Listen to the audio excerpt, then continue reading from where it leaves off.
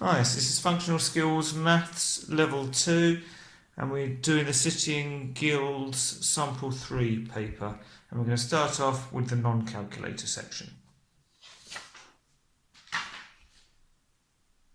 Okay, so question 1. 531 times 1.4. Okay, well we're going to start off by ignoring the decimal point. So we're just going to work out 531 times 14. Okay, so we're going to do 4 times 1 is 4. 4 times 3 is 12. So put the 2, carry the 1. 4 times 5, or 5, 10, 15, 20. And the 1 makes it 21. So the 1 and the 2. Now we're working on the 1, so we're not going to have any units. So we put a 0 here. So 1 times 1 is 1. 1 times 3 is 3. And 1 times 5 is 5. Then we're going to add these together. So 4 plus 0 is 4. 2 plus 1 is 3. 1 plus 3 is 4. And 2 plus 5 is 7. Okay, so now, I said that we were going to ignore the decimal point before. Now we're going to put it back in. So it's not really times 14, it's times 1.4. So we took the decimal point out. We took it out one place. So we need to put it back in. So if you imagine the decimal point is at the end of the number, we're going to move it back in to there. So our answer is going to be 743.4. Okay, question 2. 5 to the power 4. Okay, well that means 5 times 5 times 5 times 5. Okay, a couple of different ways you could do it. Well, 5 times 5 is 25. We've got another 5 times 5 here. So really what we've got is 25 times 25. So let's work this out using the same method we did above. So 5 times 5 is 25. So 5 carry the 2. 2 times 5 is 10. Add the 2 is 12. And then because we're moving on to the 2 now, so we can put a 0 down here. So 2 times 5 is 10. So we'll carry the 1. And 2 times 2 is 4. Add the 1 is 5. So if we add these together, 5 plus 0 is 5. 2 plus 0 is 2. 1 plus 5 is 6. So we've got 625.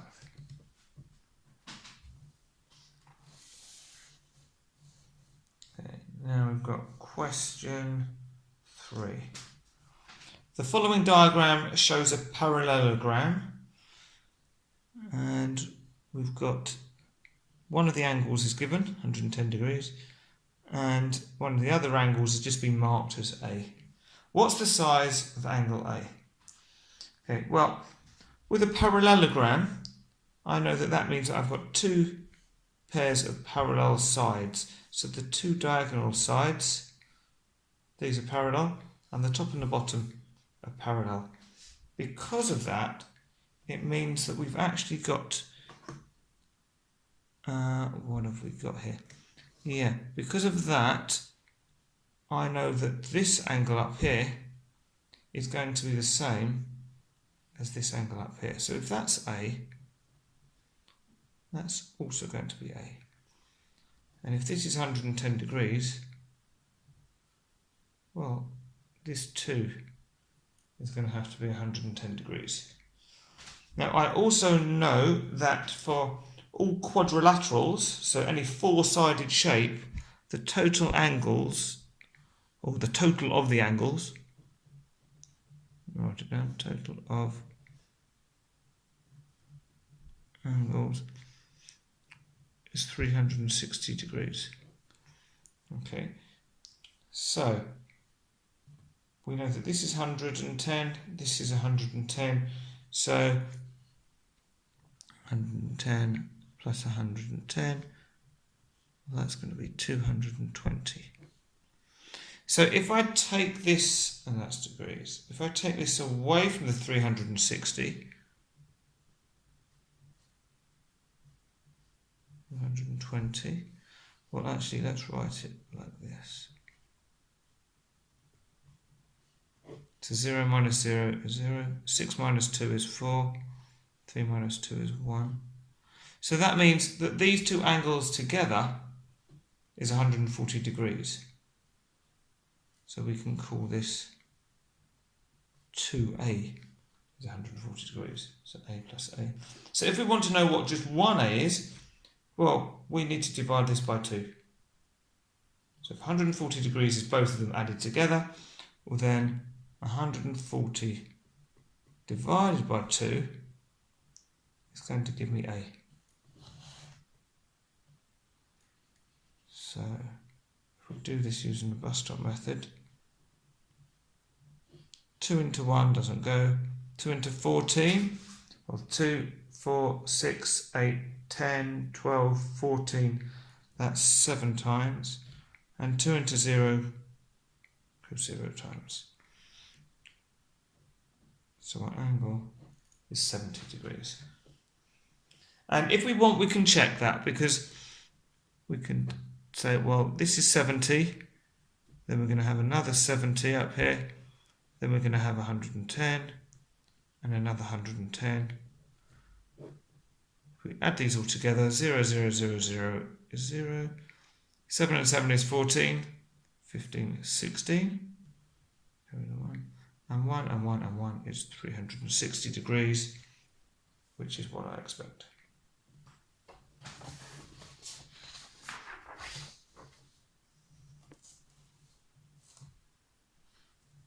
Okay. Question 4. Which one of the following works out to the largest number? Okay, well, so what we can do is we can just work these all out.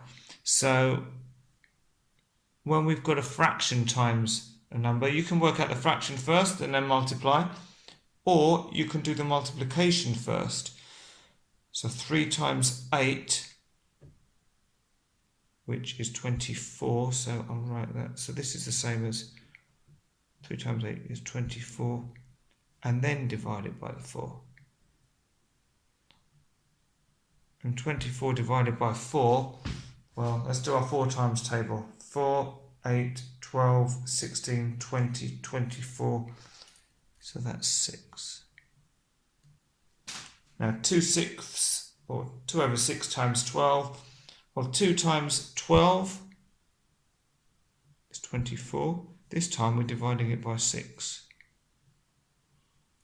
So how many 6s into 24? 6, 12, 18, 24. So this time the answer is 4. So A is still largest at the moment. 3 over 2 times 10.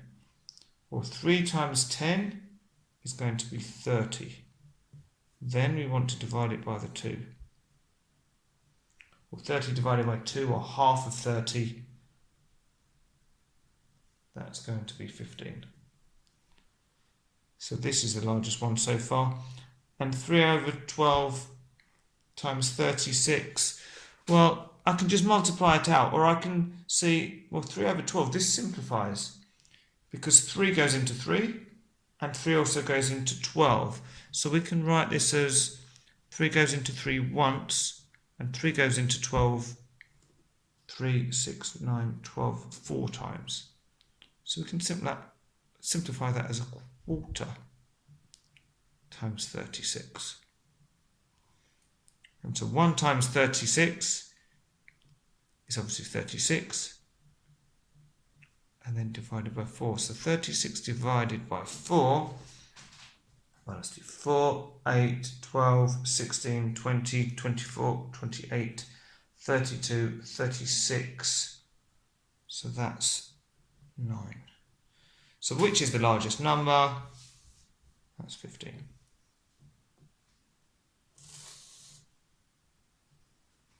Question 5.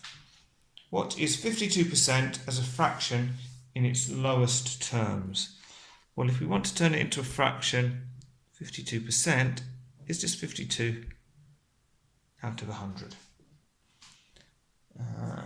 Now we could try and look for the lowest, the highest common factor and go straight to the smallest,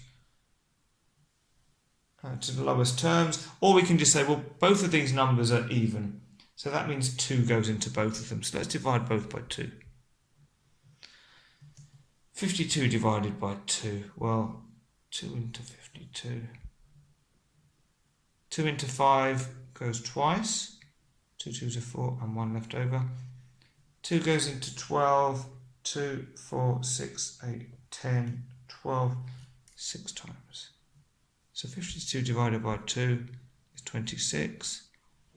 100 divided by 2, well, that's just a half of 100. So that's going to be 50. Now they're both still even, so we can divide by 2 again. 26 divided by 2, well, again, we can do it with the bus stop method. 2 into 2 goes once. 2 into 6, 2, 4, 6. So that's 3 times. So this is equal to 13. And how many 2's go into 50?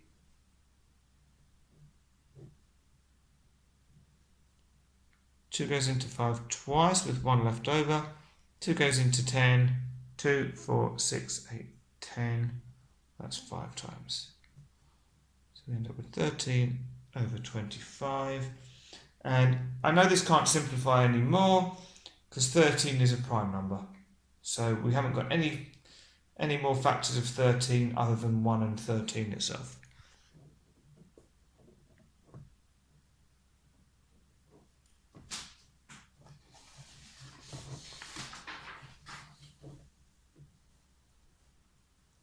Okay, let's get this math straight. Question 6. So we've got a big wheel here. If the wheel is spun again, what is the chance of a diamond being the winner? Give your answer as a fraction. Okay, well, so at the moment it's a winner, but what's happened on this time is irrelevant. We just want to know what's the chance of getting a diamond when we spin it.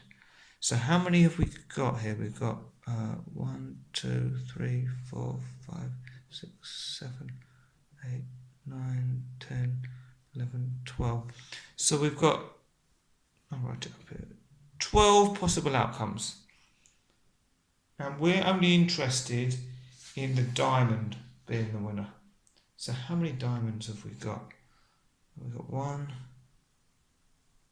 Well, that's only 1. So it's just going to be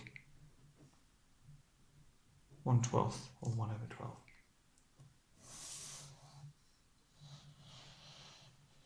Right, question 7.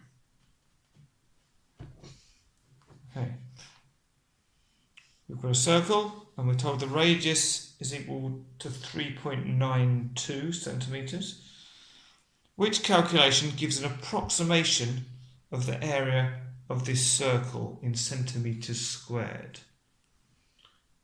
Okay, so an approximation. Well, I know that the area of a circle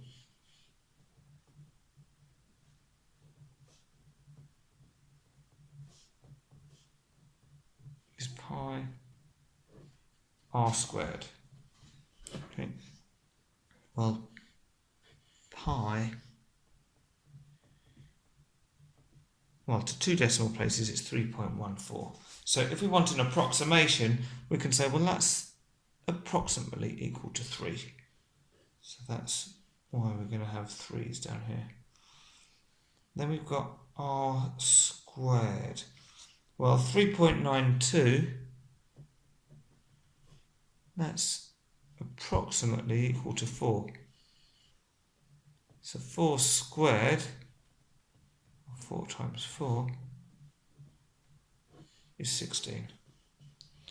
So an approximation of the area is going to be, instead of pi we're using 3, and instead of r squared we're using 16. And that's what we've got here, 3 times 16.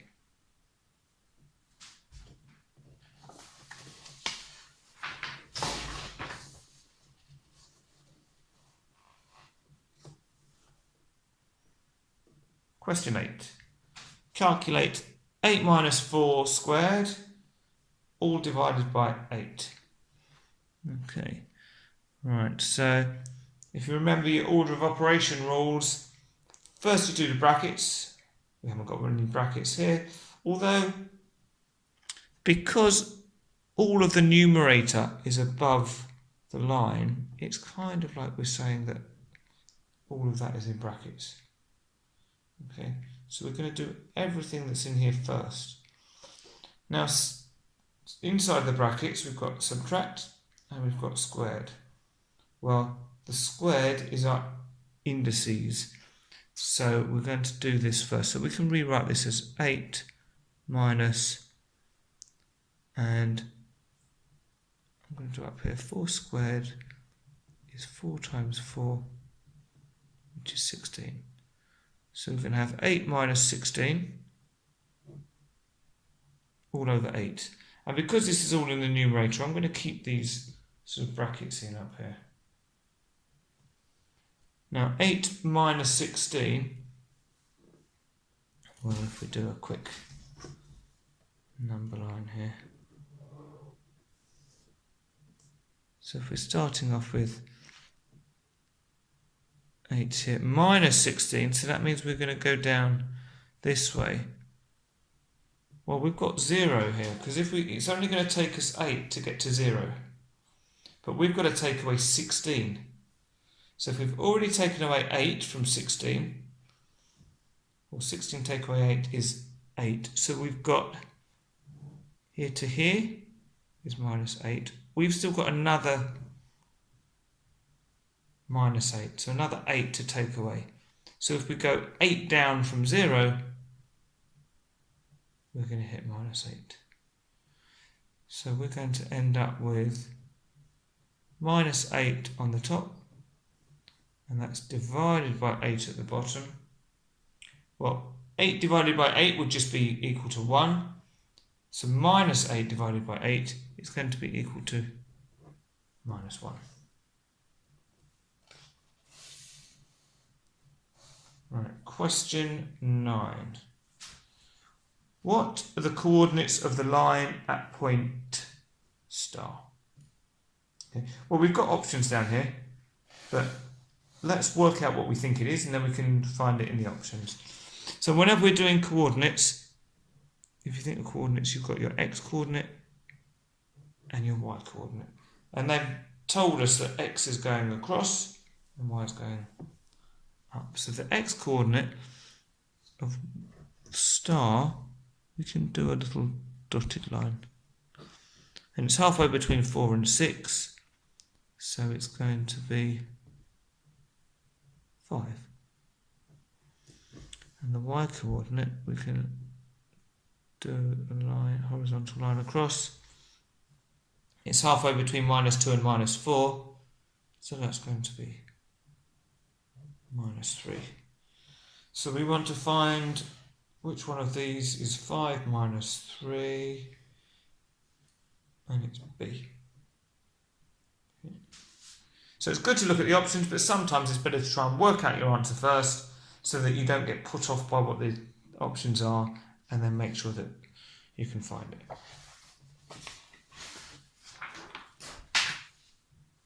Okay, question 10. Which one of the following, and those are the pictures down here, is the front elevation of the house from the view shown? Okay, so we're looking front here. So if I was looking at the front of this, first I would see this big rectangle here. And I'm deliberately not using a ruler because I want this to just be a sketch. And then I'm going to see a smaller square or rectangle on the side. Now at the top, on here, although it looks like it's sort of leaning over, if you look at this straight from the front, all you're going to see is another rectangle on the roof. And in the middle, you're going to see the chimney sticking up. So let's try and find a picture that looks like that one. Well, it's not A because we've got the box on the right, we want it on the left. C looks good. Yeah, and B and D, no, that would be from like one of the sides. Okay, so we've got C.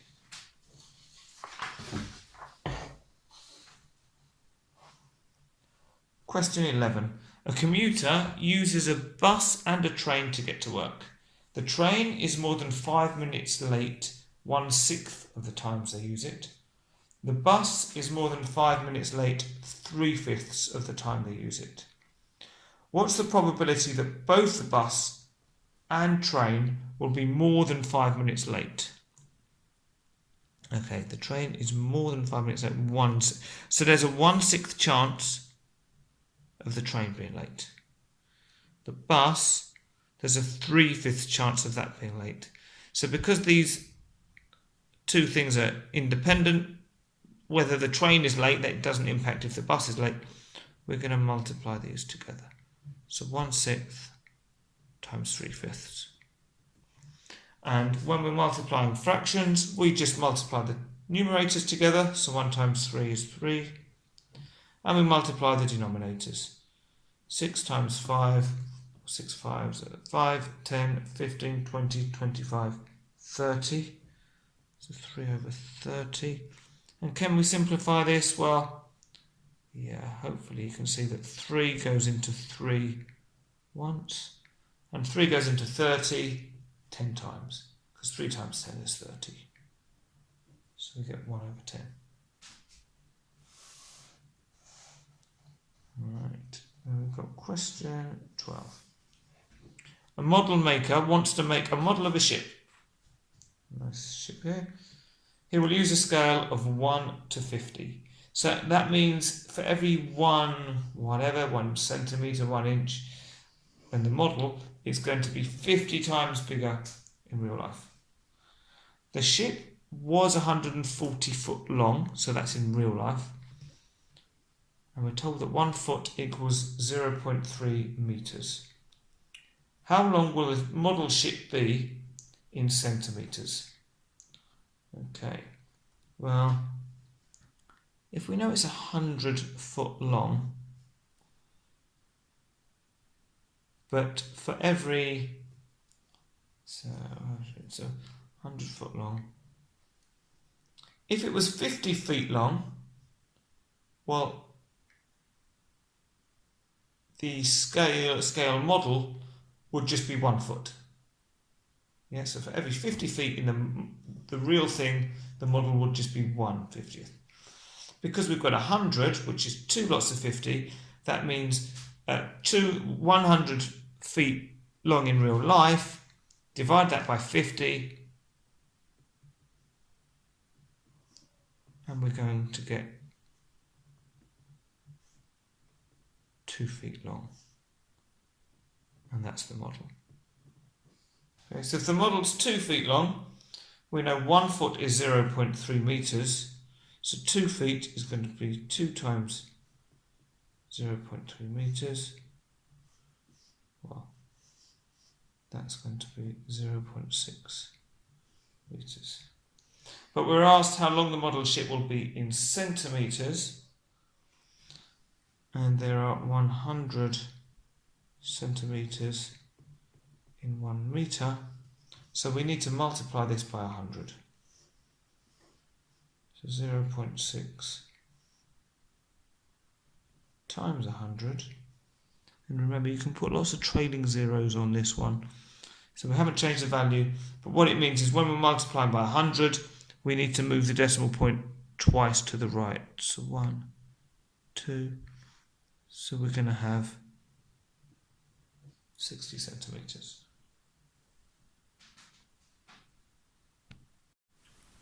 So functional skills, maths level 2.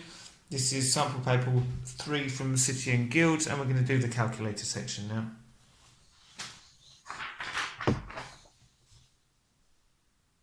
So question 1. What is 12% of 5,300? Okay, well, let's get the calculator. No reason not to use this. So 12%, so it's going to do 12 divided by 100. That's the percent bit. Of, we're just going to replace that with times. 5,300. And we've got 636.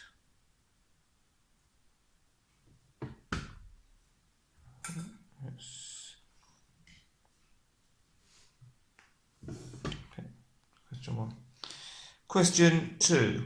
What is 23.3 times 0.463 correct to 3 decimal places? Well, again, we can use our calculator. So let's do this up here. 23.3 times 0.463, 10.7879. We want it correct to 3 decimal places.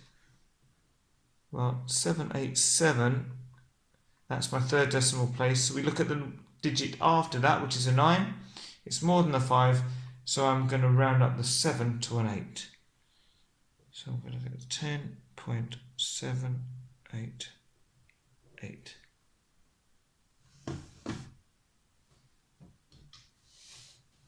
Question 3. Here we go. Question 3. Which one of the following lists is in decreasing order? Well, let's just use a calculator again. So instead of the fractions, we can work these all out. So 315 divided by 100. That's 3.15. 1,500 divided by 924. Well, that's 1.62. I'll just do it to 2 decimal places. 200 divided by 57. That's 3.51. We want these in decreasing order, so getting smaller. So this one's getting smaller. This one, the number gets bigger, so it's not A. Okay, let's move on to B. It's 200 divided by 57. So 3.51. 3 and 2/7. Well, the best way to do this is to do the 2/7 bit first. 2 divided by 7. And then add on the whole number. So we get 3.29. And that's decreasing, so that's good. Then we've got 315 divided by 100. Well, we've done that already. We know that's 3.15. And that's decreasing again, which is good. And finally, 1,500 over 924. We've already done that. We know that's 1.62. And that's decreasing as well. So, this is the right one. We could try C and D just to make sure that these aren't decreasing. But certainly for B, all of them are decreasing.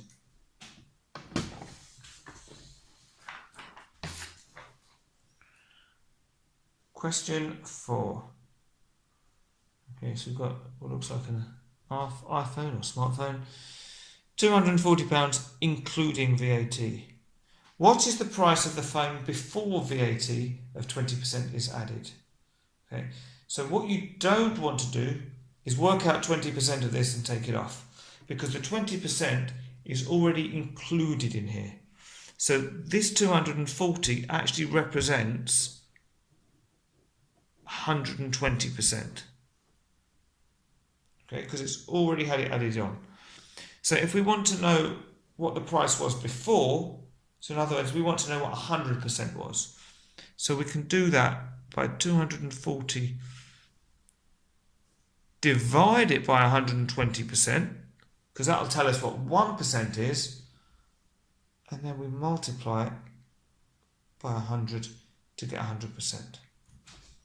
So if we do that on the calculator, 240 divided by 120%, and then times by 100%, and we get 200. And it's price, so we want to put our pound sign in as well.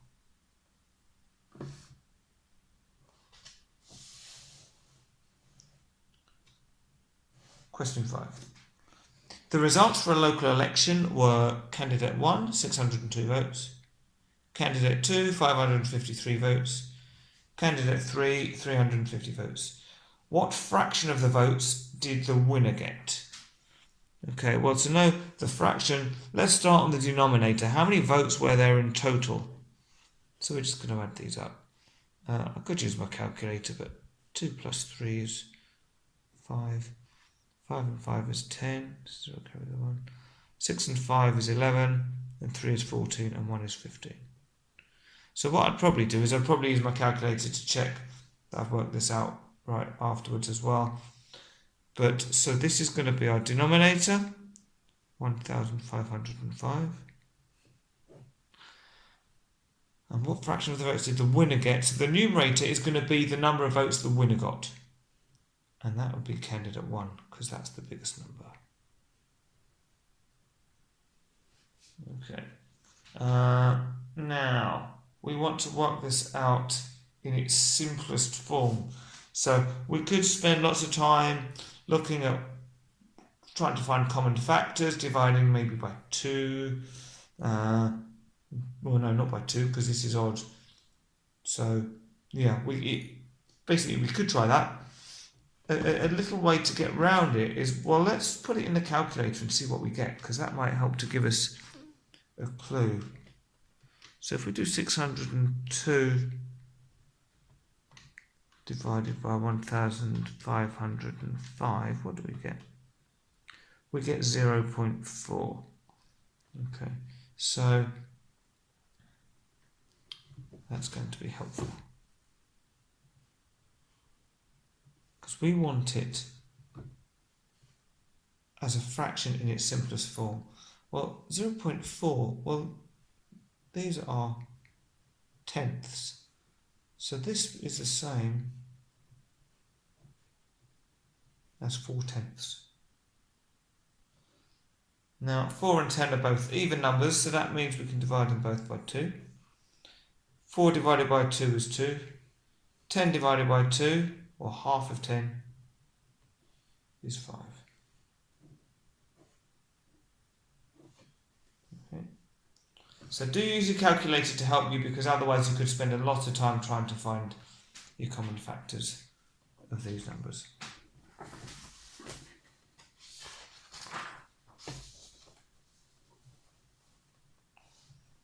Question 6. A parent fills in a medical form about a 2-year-old child. The parent measures her child's height with a tape measure and writes that the child is 3 meters tall. The receptionist at the surgery thinks that the parent has made a mistake. Is the receptionist correct? Well, the simple answer is yes. And the reason they're tall, or they've made a mistake, is because this is very tall. So what we can do is, well, there are 100 centimetres in 1 metre. So 3 metres, well, that's going to be 300 centimetres. Okay. So for our explanation, we can put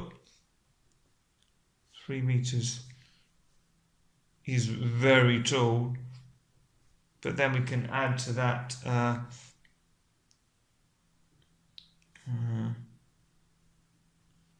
an average adult would be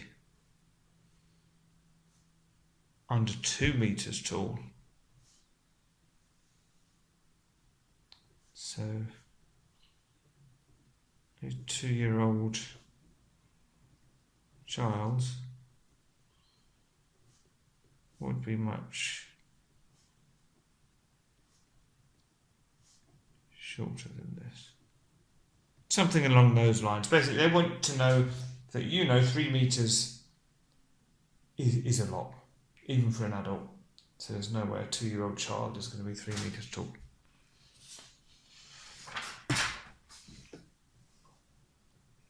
Question 7.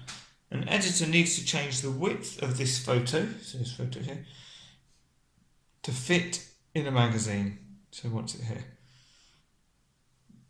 The photo needs to be 32 millimeters wide. What percentage of the original width will the changed photo be? Well, the original photo we've got in centimetres. The new size they want it to be is in millimetres. So the best thing to do is to turn this one into millimetres, so we're dealing with like. Well, there are 10 millimetres in 1 centimetre. So if we want to turn this into millimetres, we're going to need to multiply it by 10. 8.9 times 10, we're going to move that decimal place once. It's going to be 89 millimetres. So what percentage of the original width will the changed photo be? Well, that's going to be 32, because that's the new width. And they want what percentage of the original width. So the original is going to be underneath, 89. And then we're going to multiply it by 100 to turn it into a percent. Okay, so if we do that, we're going to get 32 divided by 89. And then times that by 100. And that's going to be, well, let's round it to the nearest percent, so that's going to be 36%.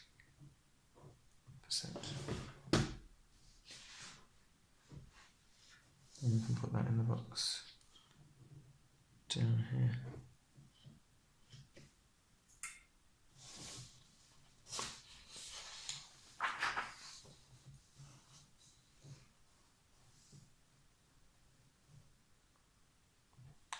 So question 8. An estate agent needs to know the area of a plot of building land. Okay, so we've got this plot here. This plan shows the building land. And on the map, we know that this is 16 millimetres and this is 66 millimetres. We're also given the scale. What is its area? Okay, well, what I'm going to do first of all is I'm going to change these measurements to be the real measurements. So if it's 16 millimetres on the map, in real life it's actually going to be 16 times 1100 and it's going to be 16 times 1250.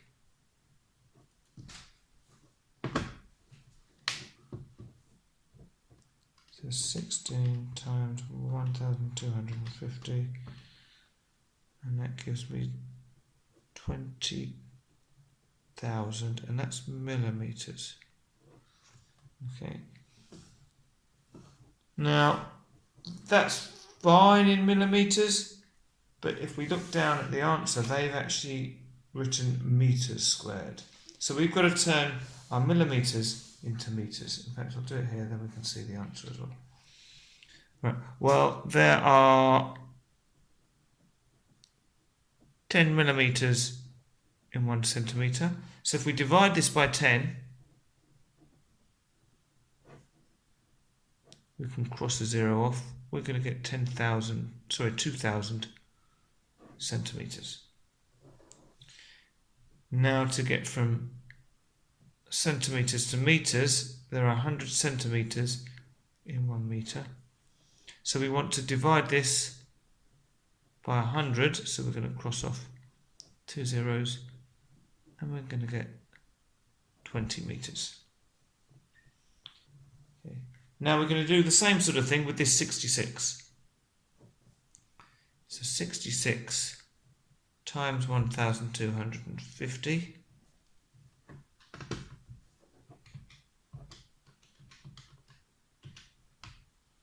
and we get 82,500.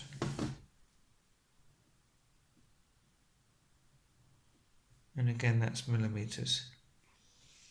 Now we're going to change it to centimetres again, so we're going to divide by 10. So cross off a 0, so we're going to get 8,250 centimetres. You could do this in one step, go from millimetres straight to metres. I prefer to do it one step at a time. I find there's less chance of making a mistake.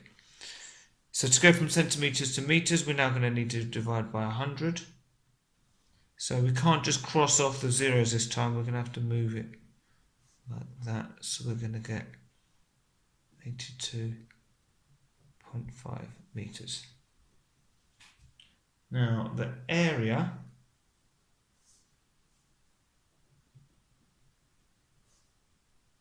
is going to be the length times the width. So that's going to be 20 times 82.5.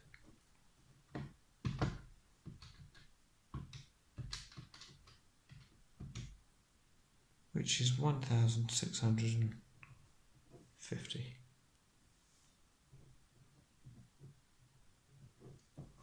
So with these questions, make sure you do your conversions first. Don't multiply them together and then try and convert, because it will get very messy. Yeah, so convert first, and then you just deal with the numbers in the normal way.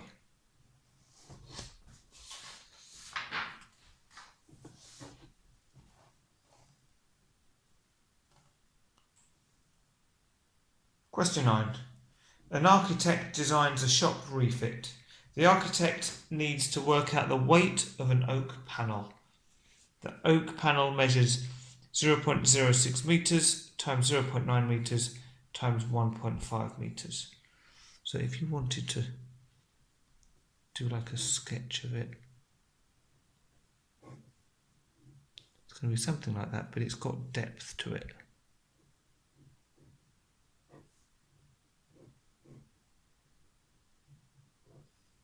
Okay, so that's going to be our 0.06 metres.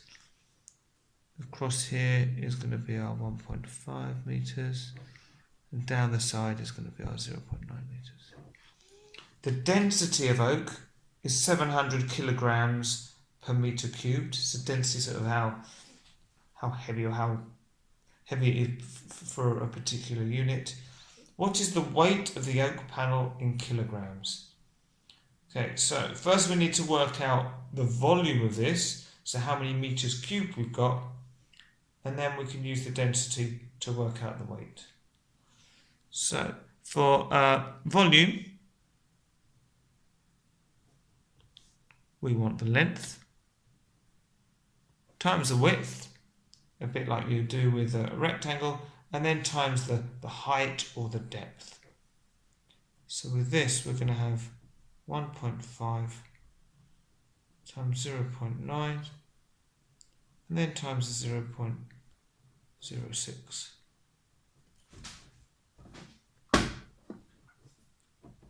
So 1.5 times 0.9 times 0.06, and we get 0.081, and that's going to be meters cubed.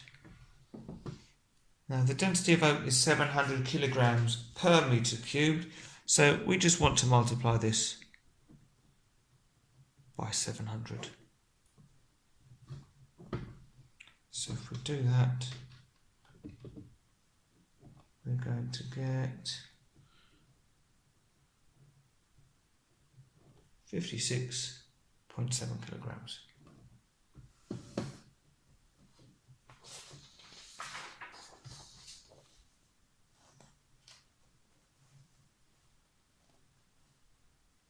Question 10. A cook needs to cook a turkey to be ready by 6 p.m.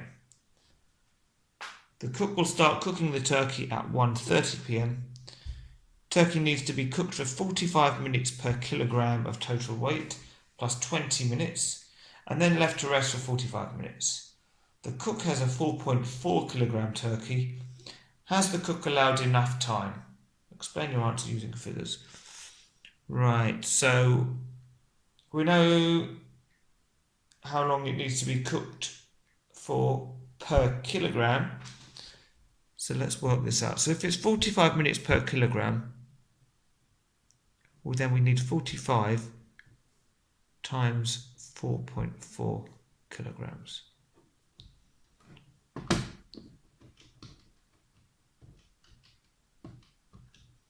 So that's going to be 198 minutes, but we also need to add on 20 minutes.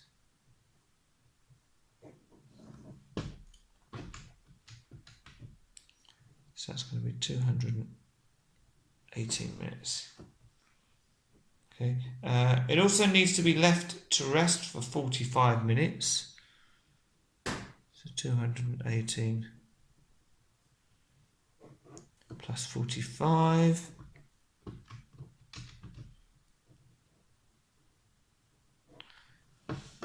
So that's 263 minutes in total. Okay. So what we can either do is we can turn this into hours and minutes, add it on to 130 and see whether we finished in time. Or alternatively, what we could do is we could say, well, how many minutes are there between 1:30 and 6 p.m? And compare it to this. Well, from 1:30 to 2 o'clock, so let's do it here, 1:30 to 2 o'clock, we're going to have 30 minutes. And then from 2 o'clock up to 6 o'clock, well, we've got 4 hours from 2 to 6, and we've got 60 minutes per hour. So 60 times 4, we're going to have 240 minutes. So in total, we have 270 minutes available. We only need 263. So has the cook allowed enough time? Yes. Explanation, and we can put sort of pretty much what we've got up there.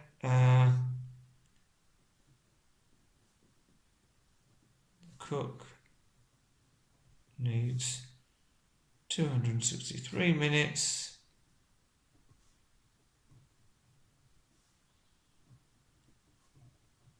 For the turkey.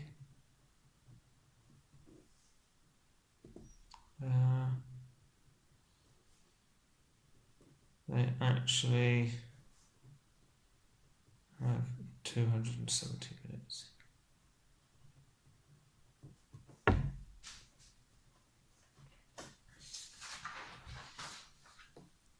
Question 11.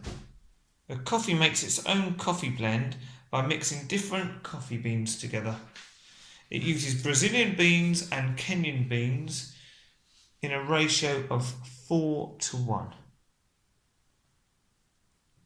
The manager needs to mix enough beans to make 120 cups of coffee.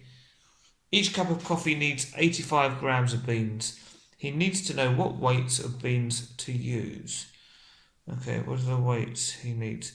Okay, so let's see how we could do this one. Right, I think I'll do this as a little table.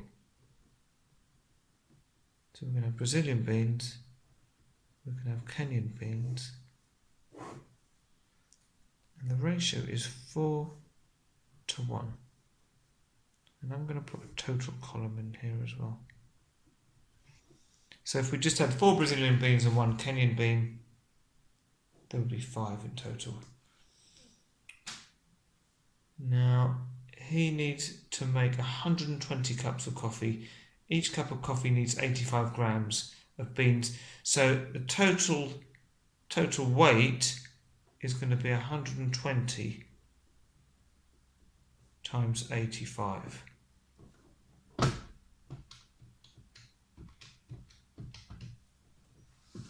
So that's going to be 10,200 grams in total.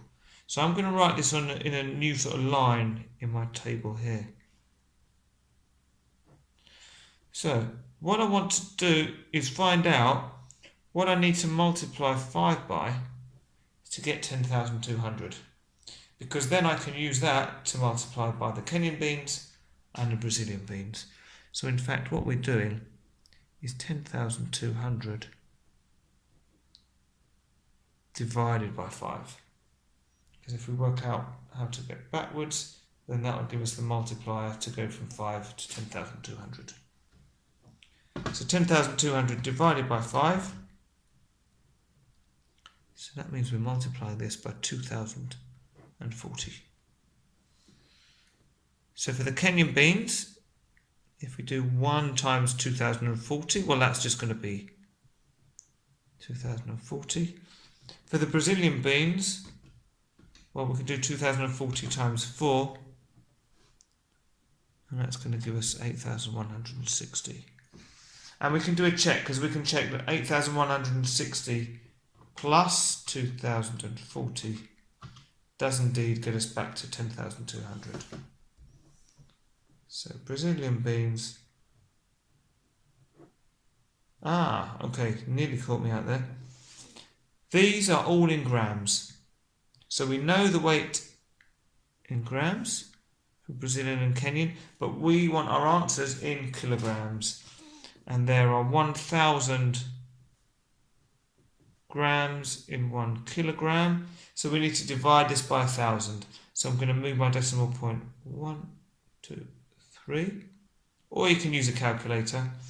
But so it's going to be 8.16 Brazilian. And for Kenyan, again, decimal point here. So move it 1, 2, 3. We're going to have 2.04 kilograms of Kenyan beans.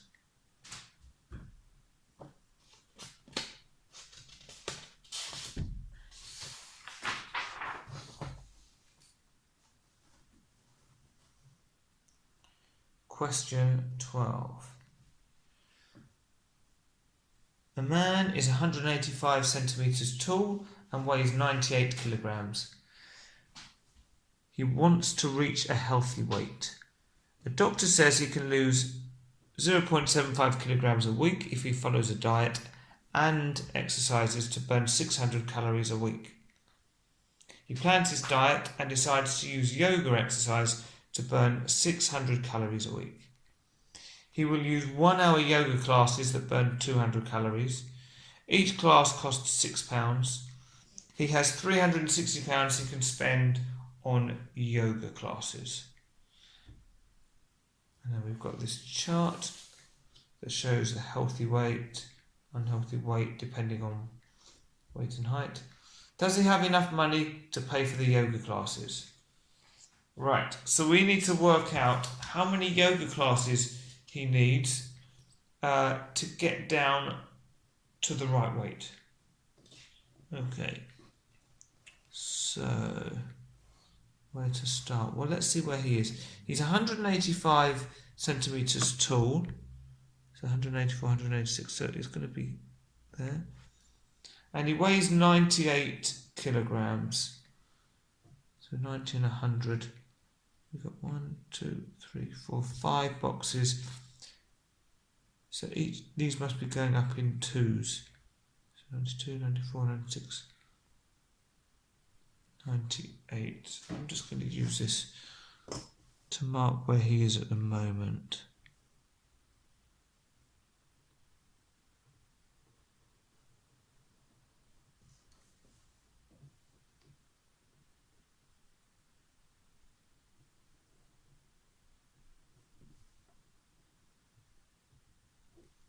Okay. Right. He wants to reach a healthy weight. So he's trying to get into the green area.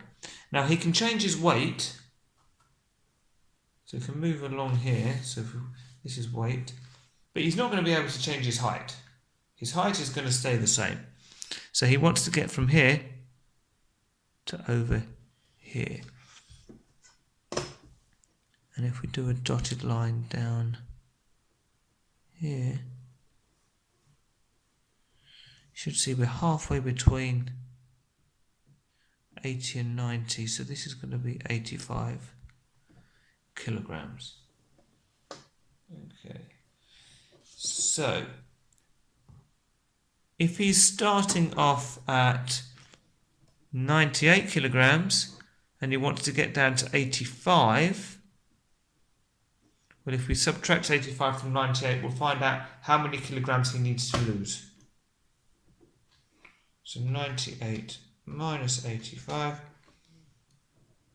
gives us 13 kilograms of what to lose.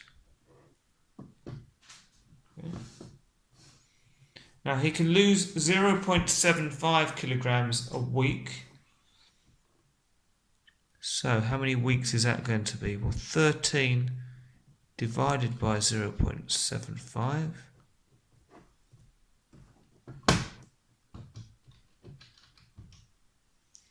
$17.33. Well, he needs to lose all of this weight, so I'm going to have to round that up. So he's going to need to do it for 18 weeks. So I'll put 17.33. So need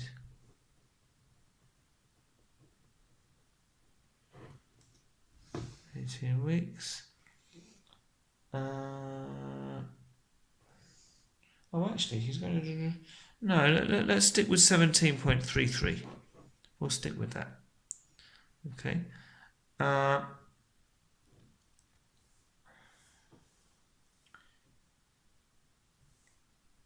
He needs to use yoga exercises to burn 600 calories a week. He'll use 1 hour yoga classes that burn 200 calories. So, if he needs to burn 600 calories a week, and each class burns 200, well, 600 divided by 200, we can cancel the zeros. So we've just got 6 divided by 2. So that means he needs 3 classes.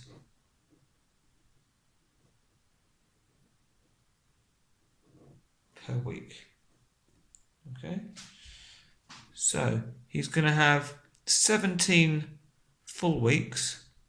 So 17 times 3.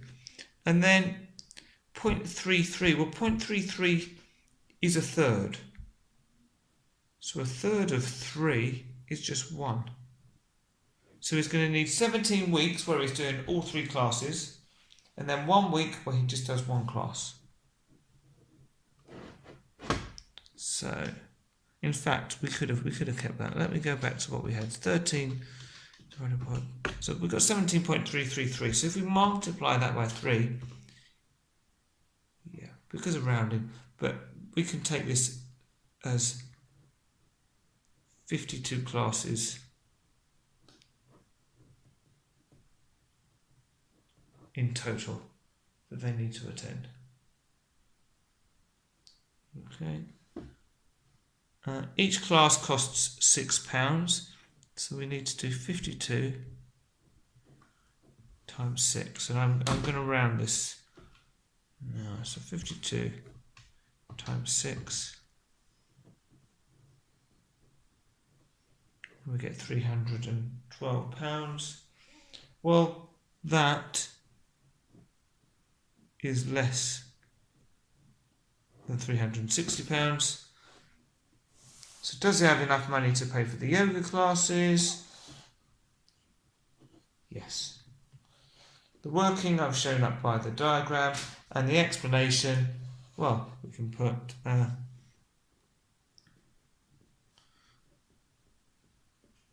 classes would cost £312. So less than 360.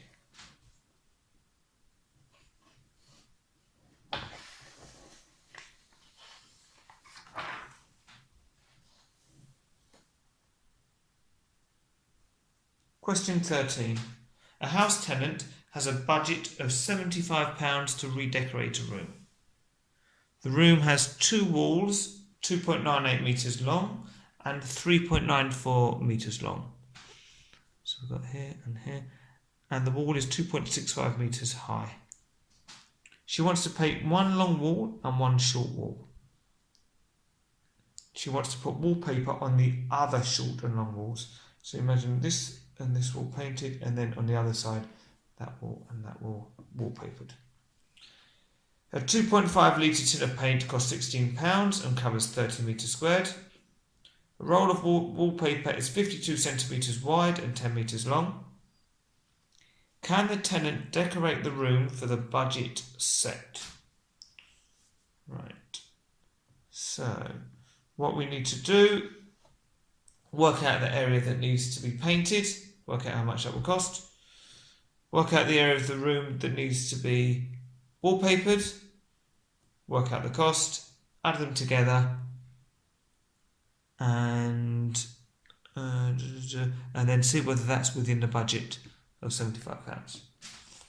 Okay, right, so the best way of doing this, I'm going to work out the area of the two walls separately and add them together. But what you could do is you could think of the two walls as being one long rectangle, because the height is the same, so all of this is going to be 2.65 metres. And we've got one section which is 3.94, and then we've got another bit that's 2.98. So we could, in fact, I'm going to do it that way. So if we add these two together, 3.94 and 2.98, we get that the full width is 6.92. So the area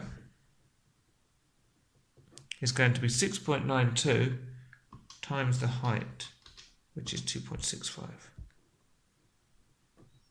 We get 18.338. Okay. Those are the two walls for painting, but obviously the two walls for wallpapering are going to be the same. It's just we've got the short end on the left and the longer wall on the right.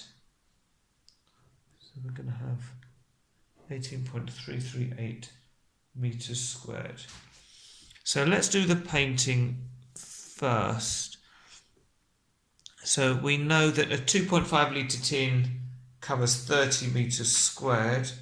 Well, that's not going to be enough. One tin's not going to be enough. So how many tins do we need? Well,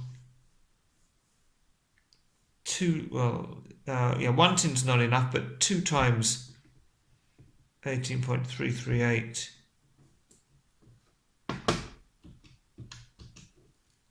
is going to be 36.676. And 2 tins, well, 2 tins would be 60 metres squared. So we need 2 tins of paint. And that's going to be 2 times £16,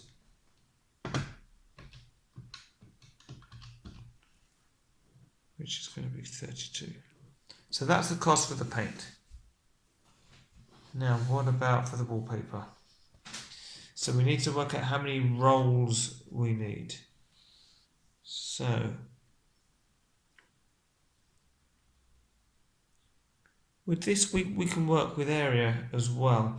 The only difference is that here they've given us the width of the wallpaper in centimetres. Everything else is in metres.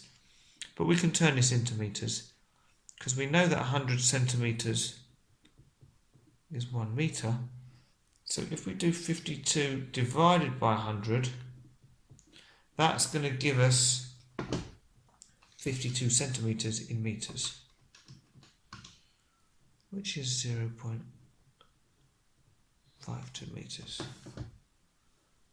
Okay, Now, if we multiply the 0.52 by the 10, that's going to give us the whole area of one roll of wallpaper. So 0.52 times 10.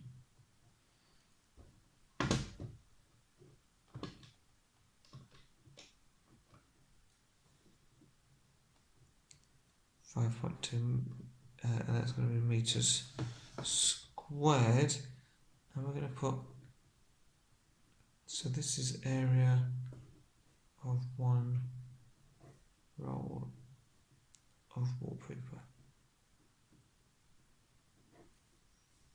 Well, how many rolls do we need?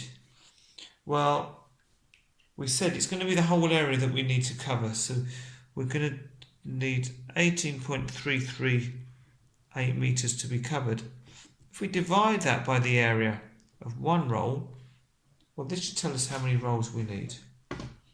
So 18.338 divided by 5.2, that gives us 3.53.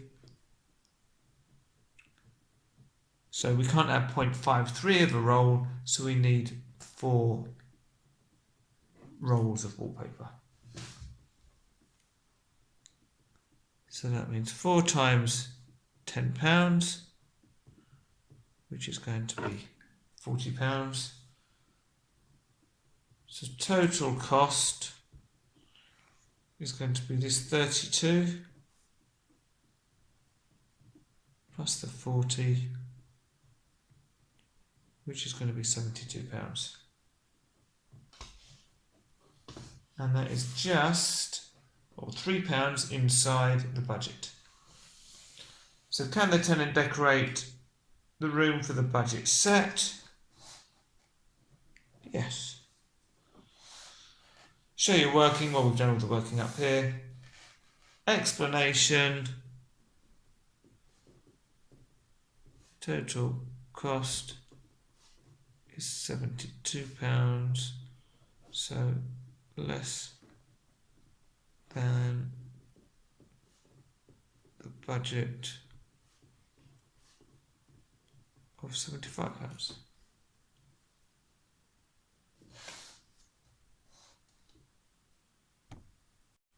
Question 14. A vet nurse in a pet rescue centre records weights and ages of kittens brought to the centre. So we've got the different weights here and the ages in days, and some more weights and more ages. So we've got 1, 2, 3, 4, 5, 6, 7, 8 kittens altogether. One day the centre receives an abandoned kitten. It weighs 460 grams. The nurse needs to estimate the age of the kitten. Draw a suitable graph and trend line. Estimate the age of the abandoned kitten. Show on the graph how you made the estimation. Right, so we need to draw a graph which has got weight and age on it. Okay, but we've got each of these kittens, or sort of pairs of data, are separate. They're on their own, they're not connected. So we don't want to do a bar graph or a line graph, that's not going to help. What we need to do is a scatter graph. Okay, so we've got our graph paper here. So I'm going to use this as my origin. So it shouldn't matter too much which way we do it, but I'm going to have the age along the bottom, because I think the age is more likely to drive the weight rather than the other way around. So we'll have age here, we'll have weight going up here. So weight is going to be in grams, age in days. Right, so how do we want to do this? Well, if we look at the data, the days, the highest number we've got is 56. Okay, well, let's see how many boxes we've got. Got 1, 2, 3, 4, 5. So that might be a bit of a squeeze. What we could do though, this is the biggest number we've got, but the smallest number is 14. So we could actually start down at 10. We don't have to start at 0. So if we do 10, 20, 30, 40, 50, 60, well then we can fit all of this on our graph just about. And for the weight, well, let's look at the weight of these. So the heaviest we've got is 720.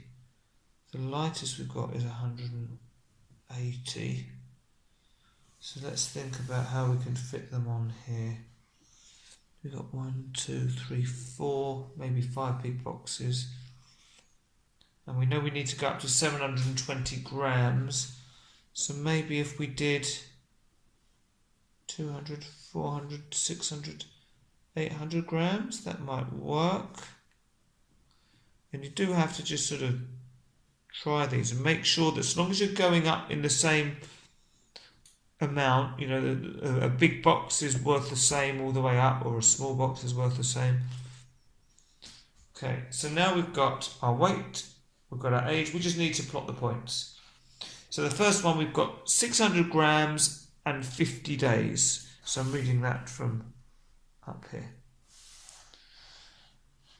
So 650 days, so that's going to be here. The next one I've got is 340 grams. So 300 will be in the middle. And each of we're going to be going up in 20. So 340 and 28 days. So that's going to be there. Oh, no. There. Then 480 grams. Should be on this line. And 42 days.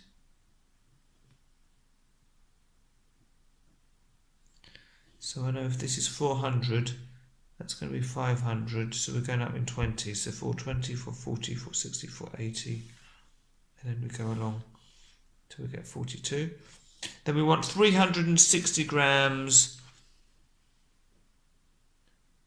and 20 days. So that's here. Then 660 grams and 50 days. So it might actually be easy to start with the days, 50 days, and then go up to 660, which is there.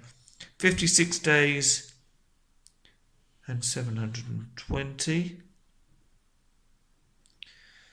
28 days and 420 grams. And then 14 days and 180 grams. Okay, so those should be our values. Apologies for this rogue value there. Now they've asked us to draw a trend line. You might know this as a line of best fit. So we want a line, it's got to be a straight line that goes through the numbers or through the observations and follows the overall pattern and has the same sort of number above and below. So something like that. So none of the observations are too far away from it. Now, our abandoned kitten weighs 460 grams. So let's find this on here. So 400, so 420, 440, 460. So if we draw a line across, we hit the line about the graph about there, then read down,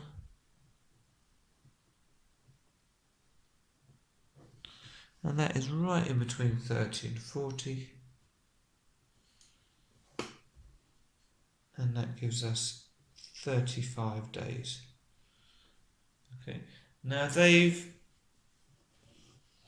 asked us to estimate the age of rescued kitten in weeks. Well, we've said 35 days. There are 7 days in a week. So 35 divided by 7.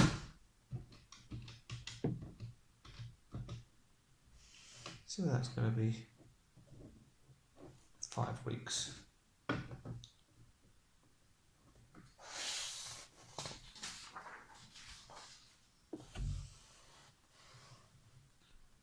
Question 15. The City Council wants to encourage car sharing to cut pollution. It takes a survey of cars entering the city and finds these results. And we've got the average people in a car entering the city. So the mean is 1.65 and the mode is 1. It introduces a congestion charge for cars with only one person in the car. It wants to know if the congestion charge is effective in making people share cars. It takes another survey of the number of people in cars entering the city. I've got this here. So number of people in car, number of cars after the congestion charge is introduced. So there were 17 cars with only one person in them, 54 cars with 2 people in, 14 cars with 3 people in, 8 cars with 4 people in, 2 cars with 5 people in, and no cars with 6 or more people. Is the congestion charge effective? So in other words, have we got more people in the cars on average than we had before? Well, up here we worked out the mean and the mode.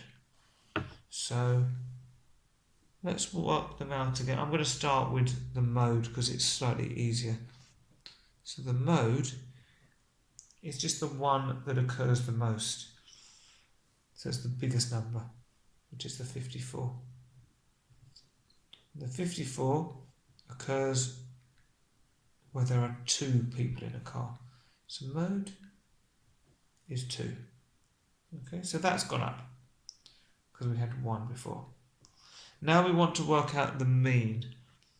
Now for the mean, we need to know how many people have we got altogether.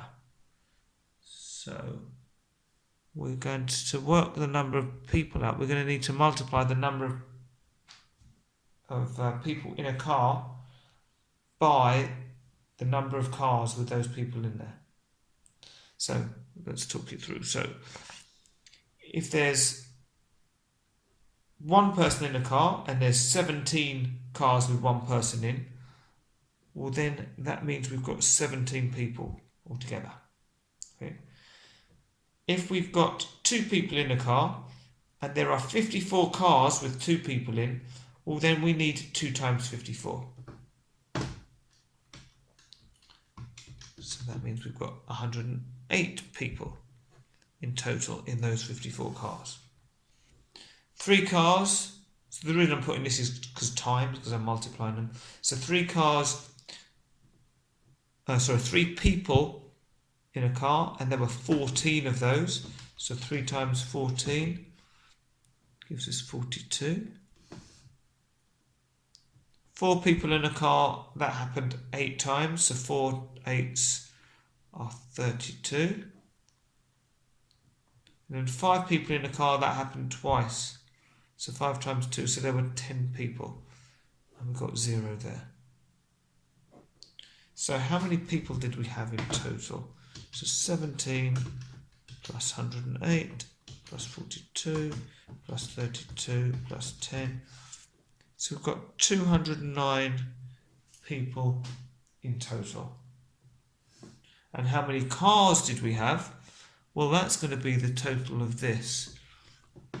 So we had 17 cars with 1 person in, 54 with 2 people in, 14 with 3 people in, 8 with 4 people in, and 2 with 5. So we had 95 cars in total, 209 people in total.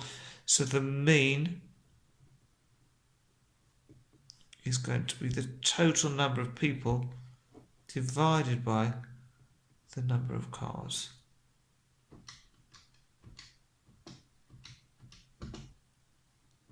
And that is 2.2. So the question was, is the congestion charge effective? Now, if the congestion charge is effective, we should be seeing more people car sharing. So our mean and our mode should increase. And they've gone from 1.65 and 1. Well, the mean has gone from 1.65 to 2.2. The mode's gone from 1 to 2. So, is the congestion charge effective? Yes. And they've asked us to give 2 comments. So, comment 1, we can say the mode has increased from 1 to 2. And then we can say the same sort of thing for the mean. So, the mean has increased